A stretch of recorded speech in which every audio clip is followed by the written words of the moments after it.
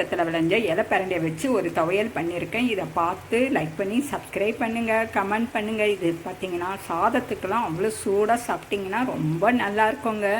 அது தவிர தயிர் சாதம், ரசம் சாதத்துக்கெல்லாம் ரொம்ப நல்லாயிருக்கும்.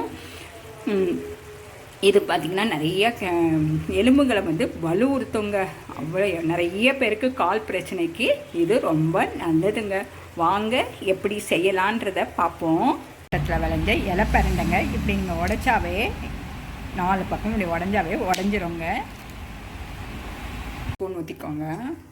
எங்கள் மாடி தோட்டத்தில் விளைஞ்ச பச்சை மிளகாய் ஒன்று, காஞ்ச மிளகாய் ஒன்று போட்டுக்கிறேன். 1/2 ஸ்பூன் கடலைப்பருப்புங்க, 1 ஸ்பூன் உளுத்தம்பருப்பு, எல்லாத்தையும் பொன்னிறமாக வதக்கிக்கலாம். மாடி தோட்டத்தில் விளைஞ்ச ஒரு கொத்து கருவேப்பிலை போட்டுக்கிறேங்க, நல்லா வதக்கிக்கலாம். இப்போ எங்கள் மாடி தோட்டத்தில் விளைஞ்ச இலைப்பரண்டை போட்டுக்கிறேங்க, நல்லா சுருளாக வதக்கிக்கலாம். பார்த்தீங்கன்னா கால்சியம் அதிகமாக இருக்குங்க. நிறைய பேருக்கு இப்போ எலும்பு பிரச்சனை இருக்கிறவங்களுக்கு ரொம்ப நல்லதுங்க.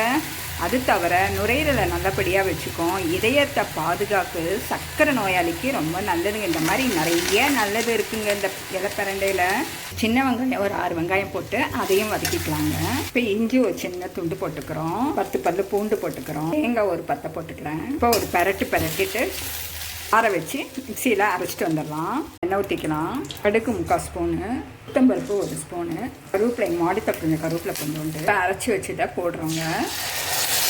தண்ணி ஒரு 1/4 கிளாஸ் ஊற்றிக்கலாம். வைக்கப்போ உப்பு போட்டுக்கிறோம். எல்லாத்தையும் கிண்டி விட்டுட்டு ஒரு 5 நிமிஷம் கொதிக்கட்டும். அதை அரைக்கிறப்ப தண்ணியே விட வேணாங்க. ஒரு மாதிரி தண்ணி சத்தாக தான் இந்த இலைப்பரண்டை இருக்கும். பெண்கள் இது குழந்தை பிறந்த பிறகு இதை தொடர்ந்து சாப்பிட்டு வந்தோன்னா கர்ப்பப்பையில் உள்ளெல்லாம் நச்சுக்கள் எல்லாம் வெளியேறுங்க. அது தவிர தொப்புள் கொடி புண்ணுங்கள் ஆறுங்க. ரத்தத்தில் இருக்கிற நச்சுக்கள் எல்லாம் வெளியேறுங்க. ஸோ எலும்புகளை இதுக்கு நம்ம உடம்புக்கு கால்சியம் தேவைப்படுங்க. அந்த டைமில் நம்ம மாத்திரை மருந்து எடுக்கிறதுக்கு பதில் இதை எடுத்து சாப்பிட்டோன்னா எலும்புகள் ஆரோக்கியமாக இருக்குங்க. தேங்க்யூ.